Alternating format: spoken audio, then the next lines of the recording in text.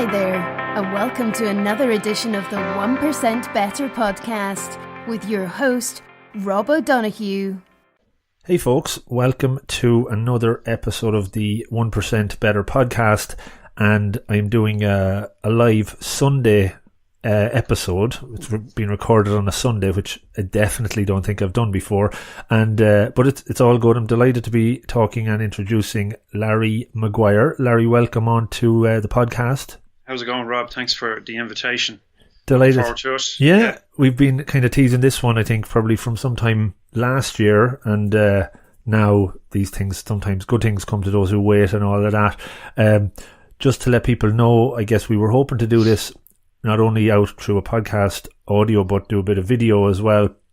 And we've spent the last 40 minutes trying to make that happen through Google Hangouts, and I think we looked at YouTube and Facebook and stuff. So I guess a good safe environment for us to experiment around in, but we're going with audio, and we'll put the video up afterwards. If anyone wants to look at our two faces for 45 minutes or an hour, fair play to them.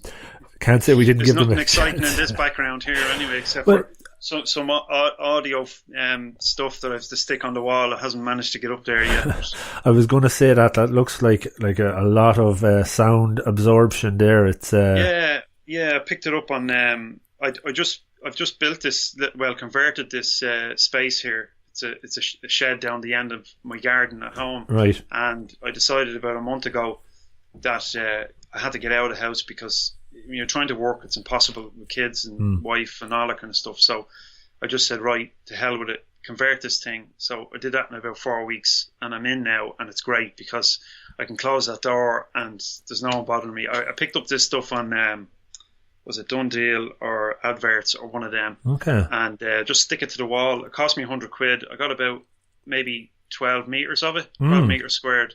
And it's already improved the sound quality in the room. Now, I'm using a bit of a Mickey Mouse microphone today because my podcast mic is acting up. But anyway, it's better than it was. So. No, I must look on Done Deal and stuff. I have a few panels in here, and the room I'm in, and kind of had made my studio, but circumstances might change a little bit over the next while with a new arrival coming. So I have to move out of this room, I think, at some point. Fun and games then. Yeah, trying to squeeze in podcasts is going to be fun and games after that, but we'll endeavour to do it. So Larry, look, when we connected last year, I think one of the first things I was probably taken aback by was when I looked on some of the content you were creating was the similarities, and I suppose the way you're thinking or where I'm coming at certain stuff. Very impressed with your following on Twitter, and I think I read an article you put together around that, how you built that over time. Yeah, you know what, it's I was interested to see how you could build a large following with automation tools and stuff. So I experimented with a couple of things, and the only trouble with using tools to like the ones I use to grow my following on Twitter is that the following doesn't tend to be very engaged. It's better, I feel, like you can get caught up in numbers, and it leads you down the garden path. So it was fine because I like figuring stuff out and getting my hands dirty with technology and that kind of thing. So it was fun in that respect, and it was enjoyable for me to detail that process. But really, that large following, the engagement isn't super, but I do have a group of people that I engage with all the time on regular basis. So I suppose there was a benefit in it. It's all just metrics. It's just vanity. I know. What I mean? You know yourself. But I used a couple of tools to build the following. I didn't pay for the followers. But not directly. I paid for the tool to allow me find these people and follow them. And then they followed me and all this kind of stuff. Right. It's as I said, it's vanity stuff, and I wouldn't recommend anyone do it. I'd say, do it properly, engage with people in real time, and grow your readership that way, because it's not worth it, really, No, absolutely. And I think that's one of the interesting things that maybe we can talk a little bit about. I think when I read that last year, I probably was, before I started doing podcasting, I was very much just, I had my own Twitter account, but never really engaged in it, and I would have had a negative relationship, I guess, with social media, and it kind of pissed me off, to be honest. I allowed it to piss me off most of the time, and then when I kind of put this thing together, you're kind of in the vein of Rob of the Green. It's not really me, so it feels a bit different to do that. But without doubt, you're obviously trying to, get more followers to hopefully have more people listening to it.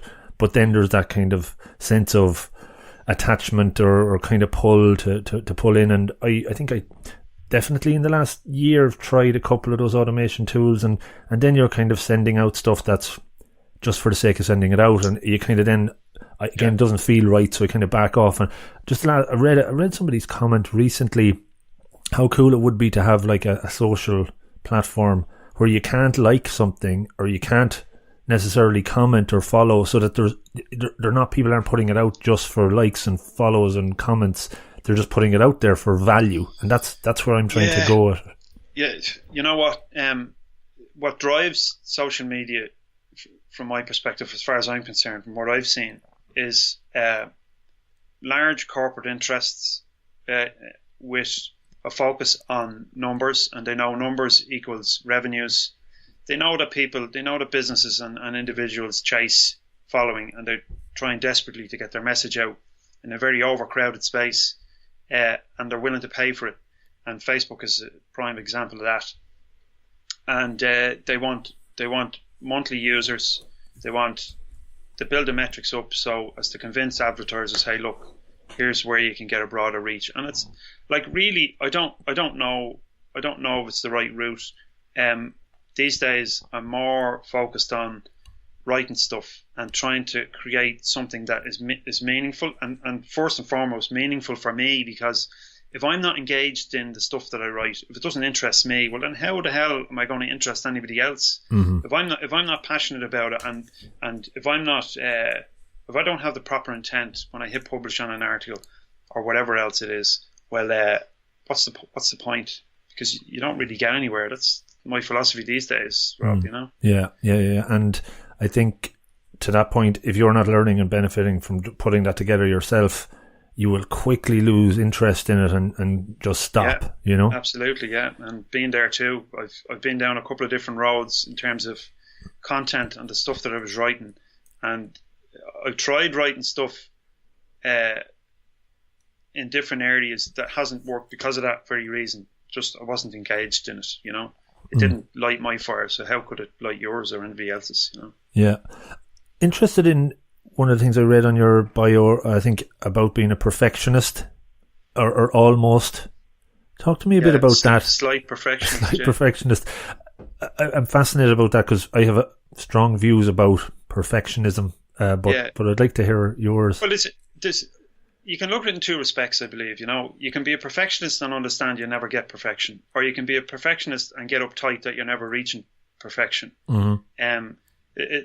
They're completely two ends of the same stick, but there's an important distinction. If you're a creative individual and you're making stuff, it doesn't matter what it is. You could be a writer, you could be a podcaster, you could be a videographer, you could be a coach, you could be a whatever. If you're in it for the sake of it, and you're doing it with an intense passion for the work, mm-hmm. and through that, I think invariably you're going to get better at it. You're going to improve, because you're always seeking to kind of, as you said, right? Your 1% Better podcast it's a great name, and it encapsulates this idea that you immerse yourself in the task of doing whatever it is you're doing, and by virtue of that, you become better. Mm-hmm. And understand that perfection can never be reached, and that's okay. If you try to create something perfect, you're never going to be in a position to publish it or let it go or get it out there, and you're just going to kill yourself in the process. Nothing is ever going to be right. No one is ever going to be able to do anything that meets your standards, not even yourself. Yeah. And it's a hide into nowhere.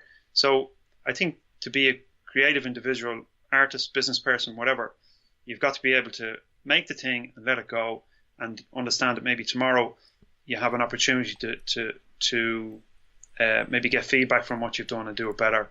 It's like Anders Ericsson, he's famous psychologist who's researched the development of expertise, and he's coined the term deliberate practice. Mm-hmm. Yeah. It's about gaining feedback from your efforts and then tweaking what it is you're doing. although in reference to his material, the scientists, in my opinion, they tend to want to formulate everything, and some things you cannot ultimately formulate. You got to just roll with it and improve it as you go, on the fly. It's a moving target. Perfection is a moving target, and you can never reach it, and that's all right, Yeah. The deliberate practice piece, very interesting. I was doing a presentation to a group of kind of potential leaders at work last week, and for me, practice is very, very important, and I talked a bit about deliberate practice. And when I was doing the research, there's obviously a lot of pros around deliberate practice, but then they talk about the value of unstructured practice in some ways as well.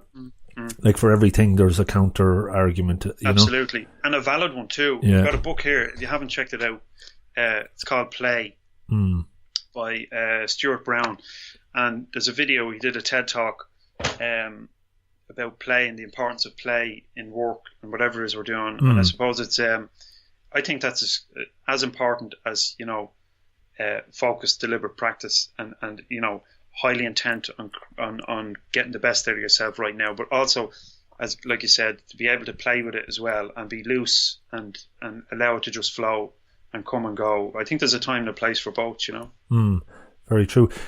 The perfectionist piece though, when did you get to the point of realizing that it's okay, that it's a moving target? Were you always grappling with that, or was there a point in your life? Yeah. Actually, just today I've been working on chapter 1 of the book, The Artist's Manifesto, and I was refining a piece on that subject. A section of the chapter on that subject, and I suppose I've always been in conflict with myself and other people who worked for me, whether they were subcontractors or whether they were direct employees or whatever. I was always in conflict with people because they weren't up to scratch, And I suppose some of that was due to the fact that I wasn't willing to give people the space to be whatever they were and to be able to do the work to whatever standard they were capable. And that can just pull you asunder, So although I'm still, I work alone these days, and I do collaborate, so we're collaborating now. Yeah. But I suppose I'm very difficult to work with, and I'd admit that, and my wife will admit it on my behalf. I can be very difficult, and because it's like when I get something, and when I have ownership of something, I've got to do it to a particular standard. It mightn't be up to everybody's level, but I've got a level, and I get very ratty and irritable when there's people who are working with me who can't or won't come up to that level. And that might sound arrogant, but I can't say it any other way, But I've learned, I suppose, in the past that from past experience that it's unreasonable, and you never really get anywhere. Such you just kill yourself. But I still regard myself as a bit of a perfectionist, but I'm happy to accept that I'm never going to really achieve that ultimate level. I think it's an impossibility. No, absolutely. I don't believe in ever reaching that. But what kind of comes up for me there when you talk about that, and I suppose that standard of the bar being set so high for others, I always think of Roy Keane when this comes up, that he had such a high bar, and then when he's managing people, they're never going to reach that. But emotional intelligence is something I'm fascinated about, do a lot of reading about it. I actually have, now that we're showing books and stuff here, I have Daniel Goleman's stuff there that I talked about last week on the podcast session I did for the International Podcast Day. But impulse control is one of the kind of characteristics or components there, and it just triggered when you mentioned that. Is that something you've become more aware of and have developed a better control around that? I think so. It takes practice, and it's like you're kind of a rat caught in the corner. You can push yourself into that space where just total resistance and total discomfort with the situation, that you've no option but to give up almost. That might sound defeatist, but it's not. You've got to be able to manage your own emotional reaction. But at the same time, if you feel in the moment, like if you feel an emotion or a reaction rising in you, and it's an outburst, well, I think there's merit in allowing that, because if you don't, and you continually suppress that, it's going to come out somehow. Yeah. So, like, it's already too late if you're in that place where you feel like you're going to explode. It's too late. So I think maybe there's a little bit of work to do beforehand, on yourself before you're capable of recognizing it before it hits. Yeah, and again, as we have these conversations, all stuff comes up for me, and I think for me, it's that ability to notice this feeling coming along. This person is, whomever that might be, causing me to feel uncomfortable. Ultimately, they're not causing me to feel uncomfortable. I'm just reacting to that. How you notice it, and have you developed tools or any approaches for kind of that? I can't really explain it other than you tend to see it. You tend to see it earlier. But also, and I was writing about this again today. Carl Jung talks about the shadow side of our personality, and for everyone there is a duality, almost a split in consciousness. It's almost like it has two ends. You have the happy-go-lucky side, you have the content side, the calm side, but you also have the other side. And okay, we have our triggers. There are things that get to us, but if we suppress those parts, well, then we're gonna suffer at some stage. So, I think they can't be controlled. It just comes with experience, and actually, you have to lose the plot before you're able to control it. I think. Interesting, cool. So, creativity. You're an artist. You're a digital creative psychologist. All of these things that are very, very much fascinating. Amateur psychologist. Amateur. Well, I think we're all amateur in lots of ways. But when you were, and I know I don't want to go back in time too much, but were you all of these things when you were 16 years of age, or growing up, or were you the antithesis, or somewhere in between? It's funny that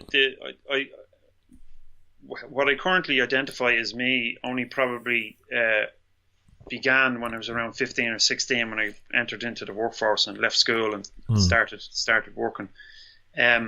So I think it's something that's just developed over time. I was always a bit of a pain in the ass on football teams and in work, just insistent on doing the best I could, and sometimes that kind of got under people's skin a little bit. So my son is coming into me here with something. What have you got? Oh yeah, go ahead. Okay. So he's heading out with his buddies. He sends me a little note. Okay. He sends me a note. I'm going out. So. Very cool. Where was I? Yeah. So it's just something that I suppose that the aspect. I don't know where it came from. I couldn't tell you. But it's been there for a long time.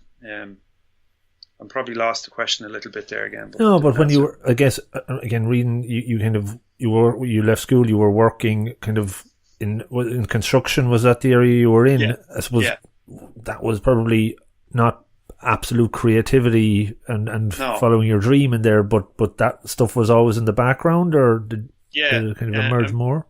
Yeah, well, I suppose I was drawn when I was a kid, and then I gave it up, and then I took it up again. I kind of draw intermittently. I go for a large format charcoal, so I must get back into it, but I've just been too busy writing, and that's kind of where my creative energy is going at the minute. But I suppose it was, I always felt that there was merit in doing the job to the best of my ability. When I'd see fellas around me who just do shitty work, and it was like, I can't do that. No, it's not in me.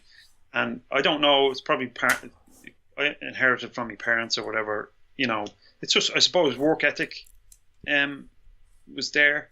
Not that you'd run yourself into the ground, but just that you gave a shit about the quality that you carried out your work to, and I think that can be applied across, no matter what you do, whether you write or you draw or you sweep the streets or you do accounts for a living, whatever it is.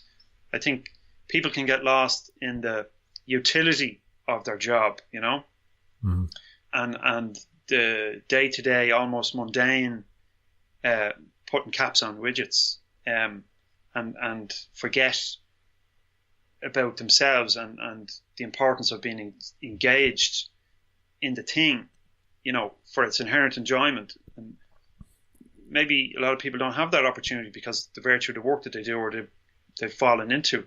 But I think it's vital for us to have happiness and fulfillment in our work, is that, just for it to be a passion, for it to be something that we love to do for its own sake. It has to be there. We're wasting our time otherwise, and I think that's always been there with me. I just didn't recognize it as that for a long time, but that's kind of how I feel about it, Yeah, and I guess again, just to kind of flash forward a little bit, around 2010 or so, that's kind of really at a point where you had to make a change, and that's probably when you started to go more towards the passion and this work? Yeah, I suppose it was less of a division around that time. The bust came around 2008, 2009. I limped along with the business for a while, but realised that I had to shut it down, and that was a huge blow, because I had invested a lot of myself and who I thought I was in the business. So when that failed, it was like, who the fuck am I anymore? You know what I mean? And I know I'm not alone. I'm sorry for cursing, but that's how it felt. And I know I'm certainly not alone in that. There was a lot of people at the time who experienced similar things. So I suppose then I entered into a period of reflection for about maybe 3 years, and I've messed about with a few things and experimented with a few things, but ultimately it was just kind of like, without me being consciously aware, I was giving myself the space to kind of suss things out, or for things to be sussed out on their own. So shortly after that, I decided that I need to do something about the financial situation. So I got a job. I took a job, and for the first time in about 20 years. And that was okay, paid the bills. But again, it was kind of like the next step in realizing, well, this isn't, I can't affect any change here. This organization is set in its ways, and it certainly wasn't in line with my values. So I said, right, lads, you're welcome to it, and I got out. Right. And then I started working with myself again and a few bob, and at the same time I was writing, and really, although I love the work that I do, what's love, but the work that I do engages me, and I get great value from it. I like to think I bring a bit of value too, but it allows me have the financial resources to do this, to write and to produce material, and that's where I really, hopefully I can turn that around. With the benefit of experience of dropping what I was doing before and trying something new without having a backup, realizing now that I should stay engaged in the work, using that to fund this activity that really where my energy is, which is study and writing. So just in the middle of a degree at the minute in psychology at DBS. So I intend to take that through into masters and who knows where after that, and continue to write. So it's all a benefit, Yeah, I think it's amazing though. I would imagine, obviously from talking to you and the passion around human behavior and psychology, you're effectively turning a passion and a hobby into getting a master's out of that, and potentially a PhD and things like that. I found that for me when I did coaching, a diploma in coaching. I was like, I'm reading all of these books anyway, and now I just have to do a few assignments around it and practice it a bit more, and I'm qualified in it. It's almost like somebody that's like cheating or something like that. It's really enjoyable. Like I love the material, and I've always been interested in what makes me me. And the fact that I'm studying this now and I'm writing about it, it's definitely coming together. And there's a career in that for me, whatever way I take it, whether I continue to write or whether I practice in a clinical setting or whatever. Who knows? I love sport, and I'll probably do something on the sport side of sport. So we'll see how that goes. Very good. You mentioned values, and something I'm very passionate about. Once I identified my own core set, very much use them to make decisions and to guide me. Have you an approach, or did you develop an approach to identify your own core values? It kind of happened on its own. Around the beginning of 2017, I began to write again. I'd stopped for a while, and what began to flesh itself out was a particular idea about work, and this is just how I formulate my own values, as you put it, around what we do and why we do it and what's important. And that first of all became a short PDF, about 30 pages, called the Artist Manifesto. Mm-hmm. And artists being everybody, because I know some people with narrow views would say, well, a guy painting a wall or a bloke bending pipe or plumbing in a sink isn't an artist. But that's a narrow perspective, because art in work for me means caring so much about what you do that you're willing to even if it meant doing it for nothing, you'd be willing to do it. Mm-hmm. Or at least if you're in doing it in exchange for cash from someone, that you care enough to do better than you did yesterday.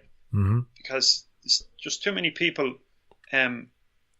lost in, like I said earlier, this utility, this kind of, I just have to get through today, looking forward to Friday and dreading Monday. It's crazy. Mm-hmm.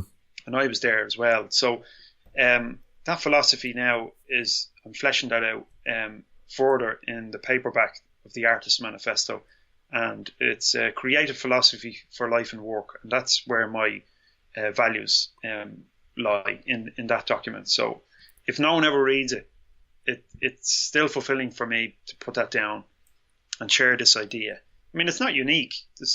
Lots of people have spoken about this stuff before, mm-hmm. in different ways and similar ways, but if I leave me kids anything, it's this book, and hopefully it'll mean something to them, if at all, Yeah, and I think the point you made about it not being unique is very interesting, right? So what we're doing here, the questions I'm probably asking you aren't unique, but it doesn't mean it's not of value to somebody else listening, and that's kind of something I grapple with a bit early on doing this, is that, the podcast and the ideas are hodgepodge of other podcasts and other ideas, and try to put your own spin in it, but as long as you're bringing your own passion to it and your own unique authentic voice, yeah. That's it. So that's important, and I think that obviously would go the same way for the Artist Manifesto, I would imagine. So you said it started out as a 30-page PDF, or obviously probably started out as a brainstorming page, but yeah, how has it evolved? Talk to me about the process of even putting all that together. I'm fascinated.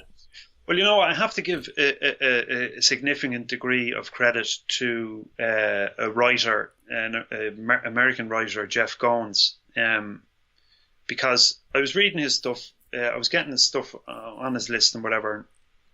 I was reading his material, and then he had a document called I think it was the Writer's Manifesto. Okay. I'm not certain of the title. So I read it, and I thought, right, and he was encouraging for us to write our own. So I said, right, well, this sounds like a good idea. How can I go about this? So I started to research, and I found a lot of stuff on manifestos, and they were all very short documents, but they were very to the point. And I thought, right, well, this is an interesting way. I can use this to kind of outline my own philosophy for work, because my whole idea around it was becoming clearer. So I did. What other stuff did I read? There's I think she's a Czech artist, Abramovich. I can't remember her first name.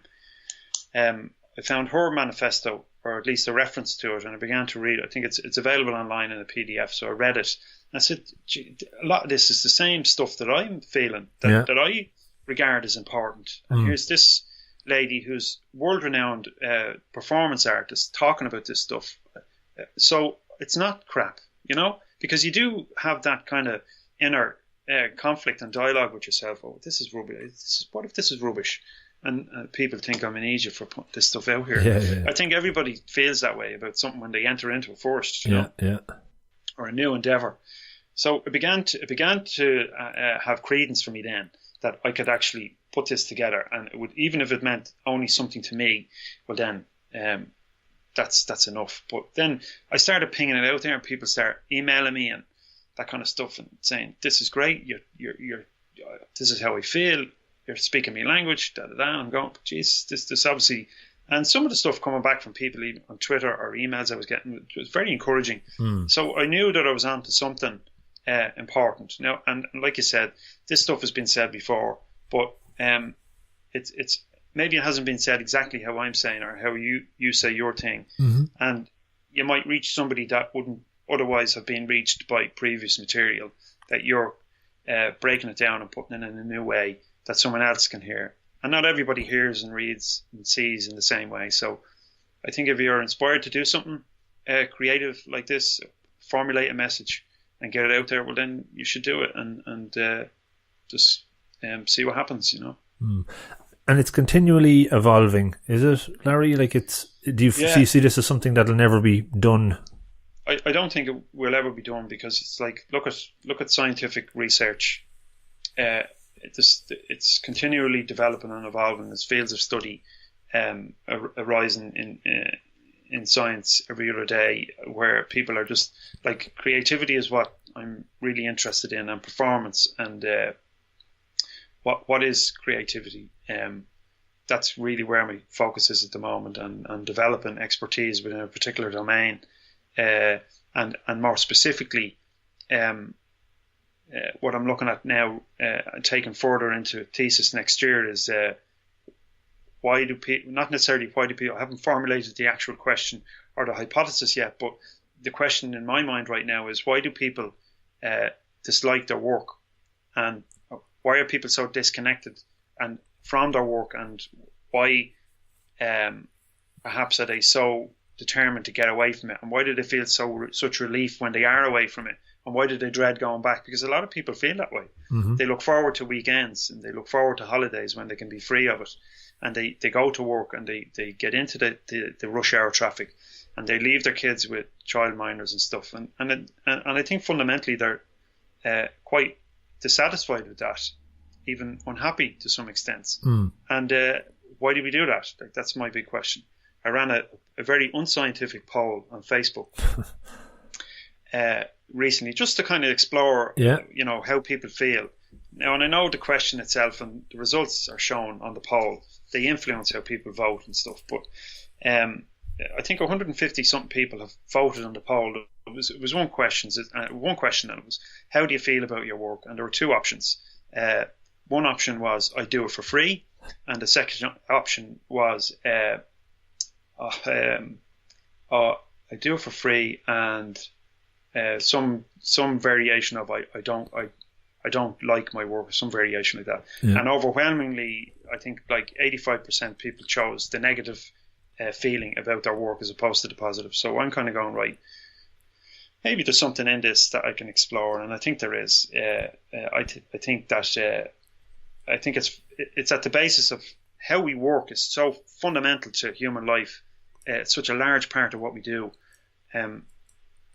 Why are we not overjoyed to get to work? You know, and why aren't we doing something that we enjoy? You know, so that's kind of a big question in my mind at the minute. Yeah, I think I voted on it as well. By the way, did you? Yeah. I'm not telling you the answer though.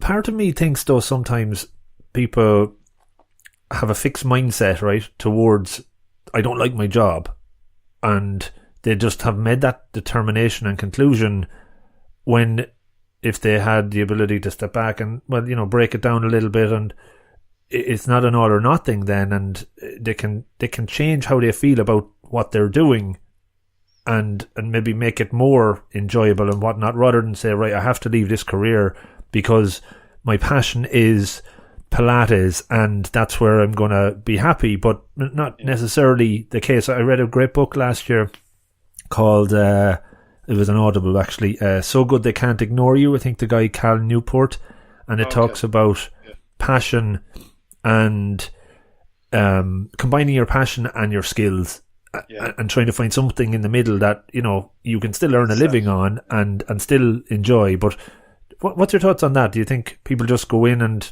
they just listen to their other person who's complaining about their job and don't maybe decide for themselves? Yeah, I think it's a lot of it. Well, I think first off, we enter into the workforce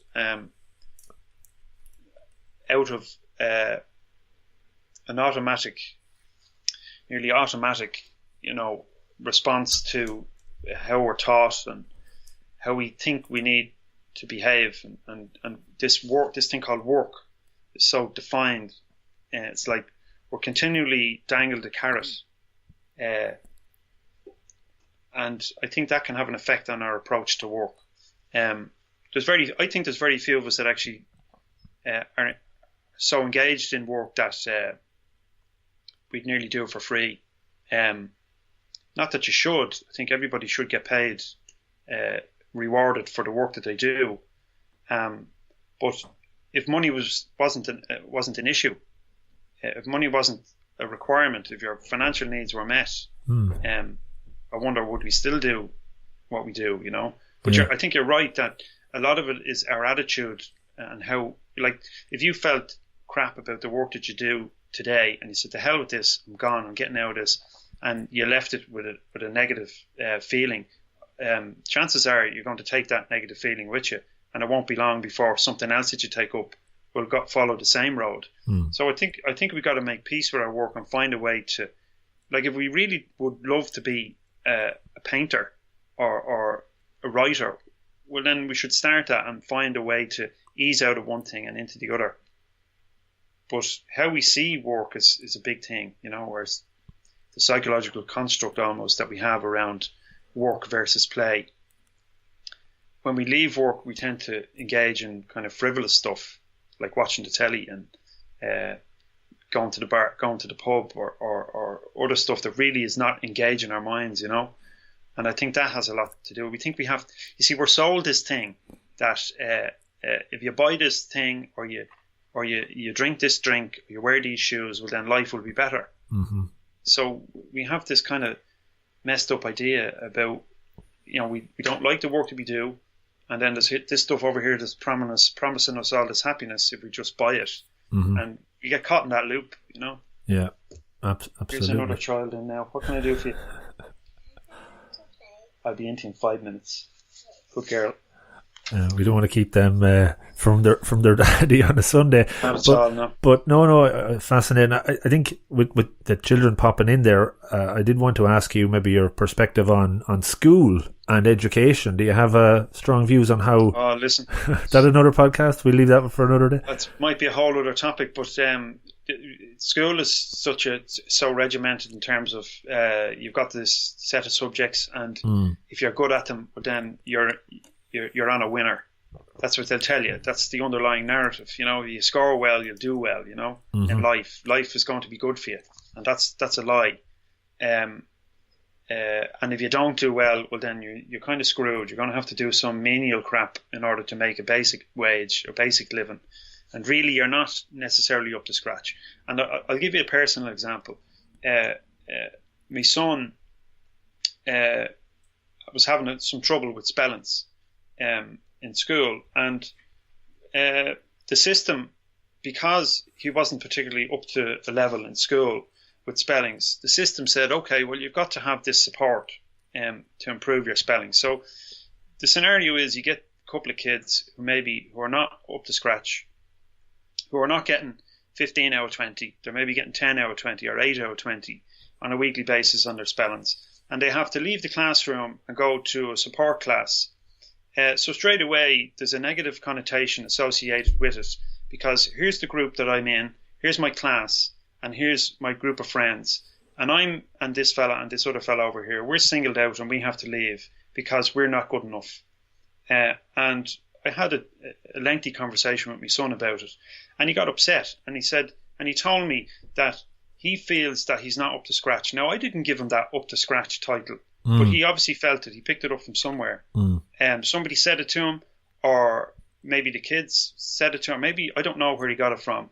But his feeling was, I have to leave this classroom because I'm not capable. I want to belong here with this group because that's where my friends are, but I can't. But I don't. For some reason, I'm not up to scratch. So I don't believe that any benefit that can be afforded kids through supportive learning structures within schools are actually going to bring the benefit, because their self-esteem is already damaged. And we saw little or no improvement in his ability to spell. And we decided to take it on ourselves. So I had a lengthy chat with him trying to build his self-confidence up. It was, and I didn't know whether it was going to make any impact. But we developed a little tool, and he practiced the little tool. And for the last 4 weeks, he's been getting 14, 15 out of 20 in his spellings. And I'm not kidding you. The kid is just alive. He's so bright in the face. He feels that he's better than he was. That somehow he's just a different kid.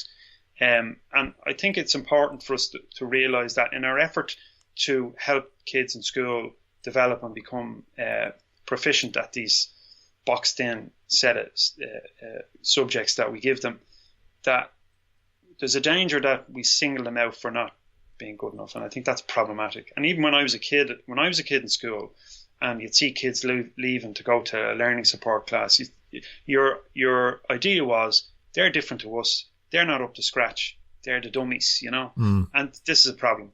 But I think that the kids are so highly skilled in so many areas that the limited subject matter that kids learn in school just doesn't give every kid a chance. It might give most kids a reasonable chance. And from an economic perspective, from the perspective of the broader economy, it creates workers for the system. Yeah. But it doesn't do any favors for kids who are not proficient in those skills. They have to go to other schools outside the area, outside where they live, to find a school. That creates a host of other problems. I think the education system is certainly getting better, but it has a long way to go. And I think probably the biggest leap it must take, and I know it's probably heading this way, is to remove itself completely from its religious ties, because that's completely flawed. That's a flawed connect. It doesn't promote anything beneficial in my view. Yeah. But anyway, that's my view on it, Rob. Okay, no, it's good to hear, and I didn't intend on talking about schools on this, but that's, as I said, that's the beauty of the kind of randomness that comes up. It ties in absolutely to career, because what you learn in school, the systems are there, and then it's a continuous growth of the individual through learning.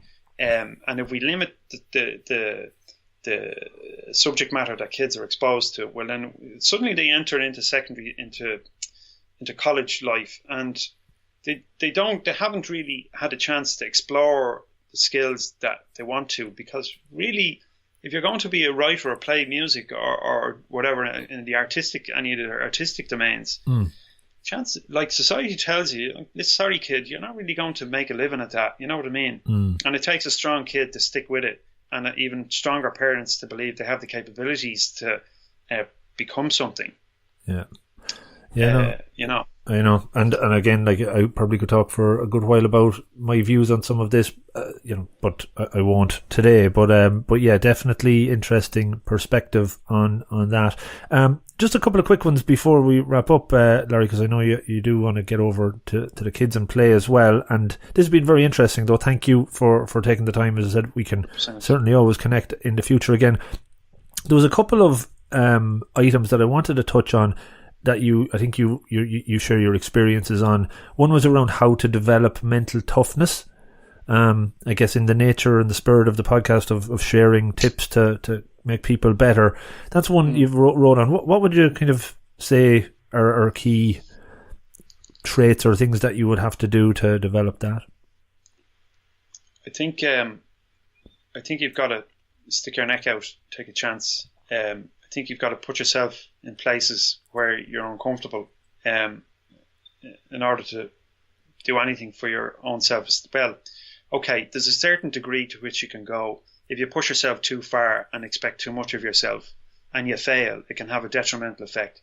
But I think steady as she goes, little increments of challenges on a daily basis, 1%, make all the difference. And if you just continually ask yourself, like if you have a problem speaking in front of people, well then maybe you can join the likes of Toastmasters, right? And in a safe environment, practice that. And that's putting yourself out a little bit. It can have a huge effect on your self-confidence in a positive way if you do that, rather than just saying, right, I've got to go out and speak to people. I'm going to get a speaking engagement, and then you go to your speaking engagement and you bomb. I've been there. I don't know maybe whether you have. Absolutely. But it's a horrible place to be. And it's not to say that there's no benefit in that. There is benefit in getting a big slap across the face. But you've got to be able to take it in proper light and understand that, okay, I've got work to do. So, okay, what's a little step forward I can take today that's still a challenge, but will help me develop a little bit here. So just test yourself. Just don't be afraid to test yourself, And I know it's easy to say that because not everybody has the same perspective, and you don't know people's life history and learning history, and you don't know the family environment in which they grew up. They might be fundamentally dealing with a traumatic incident that is affecting their self-esteem and self-confidence. Take a lot more than just going out there and testing yourself a little bit on something like public speaking to rectify that. So I think it's important that we recognise that if we are challenged in some way in regard to self-esteem or whatever, that maybe professional help is the right way to go. But certainly testing yourself a little bit every day is bound to help, build that mental toughness that you need to. But then again, it's like, right, need to achieve what? What do I want to achieve? What is achievement? I mean, a lot of us are probably guilty of setting our sights based on other people's ideas of what success is, and it's unrealistic. I think engagement in something that you're really passionate about is important, because if you're passionate about it, it'll tend to pull you along, rather than you continually seeking motivation from other people or other sources to keep you going. That'll just it never works that way. I don't know if that's helpful. I don't know. Yeah, no, it is. I think what it stands out for me is that it's a one question, but it's part of a bigger question, because to develop mental toughness, you probably need to have a clear vision of where you want to go, or what your target is, or where you want to get to, and then you can kind of develop a process to get there. So answering it in its own is probably good, but the bigger picture can probably tie it all together there as well. Is there anything you've learned about yourself in the last, say, year that has been the most eye-opening or impactful to help you continually grow and develop? Anything come up? The last year, well, I think I'm a lot calmer than maybe I was before. I operate at a slower pace, and that's important for me. I think, running around like a headless chicken, trying to get too many things done, trying to reach a particular place that you have set on before you're ready, can be detrimental. So I'm a lot slower these days. There's less of an importance of packing in so much, and it's far more enjoyable because you don't see too much when you're moving fast. I think there's a time and a place to move fast, but that nearly has to happen. Like I said, if you're engaged in something that really you're really passionate about, you'll speed up. When you need to speed up, you'll feel it. But I think the importance of taking it easy and being slow and methodical about what you do is vital. That's what it's kind of come to light for me in the last 12 months. So, do you think that is a matter of just timing, in that it's just found its way and now is the time that this is the way Larry is, or is there anything you did to get there, do you think? It's a culmination of so many things. I just couldn't put my finger on it. It's everything. It's making the bags of work. It's making a bags of relationships. Maybe making poor decisions. You just figure this stuff out, and it's a process. And I think it's important as well to realize that processes are only obvious with retrospect, and they're only obvious by looking at what other people have done. And when we look at what other people have done, we miss so much, because systematically in a linear process, breaking down what someone has done in order to achieve success is unrealistic, because that success occurred in so many different ways that we will never be privy to, and we can only maybe take a tidbit from what that person has done, something maybe that person has done, and add it to our own mix. Because what you did, Rob, to achieve success, whatever success is for you, won't necessarily apply to me or anybody else. It might, but I think it's naive for you and me to expect someone else's process to apply to us and for it to work out the way we want, because it's just not. I think everything is so individual, and everyone's experience is valid, and it takes us on the path that it takes us. And I think we only learn that by virtue of trying, and getting stuck in and having a bit of fun along the way, Very good. Perfect. Larry, look, that's been really interesting. I enjoyed our connection at long last. I normally give folks the last minute or two to just call out the good work they're doing, how folks can get in touch, and maybe a little bit more about the Artist Manifesto. I write regularly a newsletter at larrygmaguire.com. It goes out on Sundays. I have to ping it out now when I get off the call with you. So larrygmaguire.com is my site. Podcast is called The Larb, LARB, The Larb. It's available on iTunes and Spreaker and all good podcast platforms. And at Larry G. Maguire is my Twitter handle. You'll get me on there too. Brilliant. The book I should mention. Yes. I mentioned it in there a few times. The Artist Manifesto is the book I'm working on right now. It's due out on the 15th of October. And it's a creative philosophy for life and work. And please do check it out. Brilliant. I'm looking forward to getting a copy and reading over it. Always fascinating to take new insights from different people, and I'm sure that'll be the same as well, Larry. So thanks a million for doing this. I know we took a while to get our video set up, and hopefully we'll put that online as well. This podcast will go out later this evening as well, so hopefully get some feedback on it over the next few days and keep in touch. Great. Thanks for the opportunity, and we finally managed to hook up, so that was good. Yeah, absolutely. Thanks, Larry. Right, Rob. Thanks a million. Take care.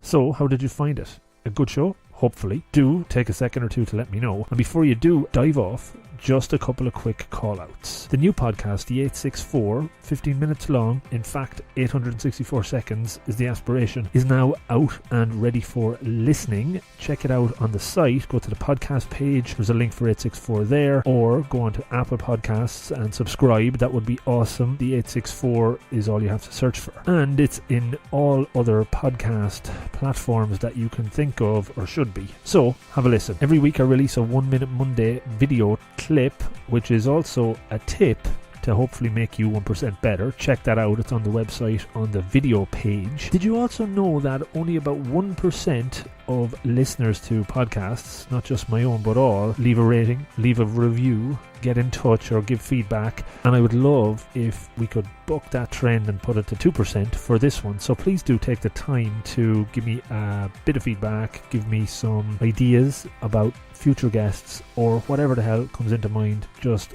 get in touch or rate or review the podcast on Apple. That helps. I'm available at all of the social platforms, pretty much all, at Rob of the Green. That's either with or without the @ sign, but you'll find it under that moniker, so hopefully I'll hear from you there. Last couple of quick ones. Support. So I do offer some pro bono coaching. Get onto the website, the support page, to get in touch. A few hours a month, happy to do that. And if you would like to support the podcast, that would be awesome. You can do so through Patreon and also through purchasing books through the book page on the website. That goes through Amazon and we get a little percentage. I'm not even sure what, but it's something. And finally, just to say thanks for taking the time to listen to the podcast. I know there's lots of other shows out there. It means a lot that you're checking this one out. So have a great rest of day, week, month, year, whatever it may be, and hopefully you're getting 1% better as a result of these shows. Take care and good luck.